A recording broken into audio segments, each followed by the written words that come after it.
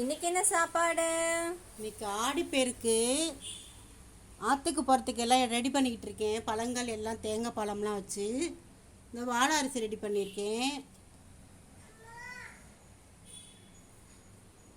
சுட சுட சாதம்,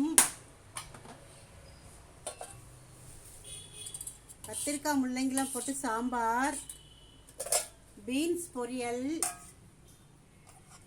உருளைக்கிழங்கு வறுவல்,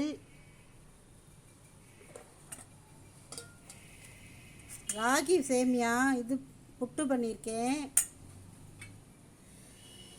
பாயாசம், பால் பாயாசம்.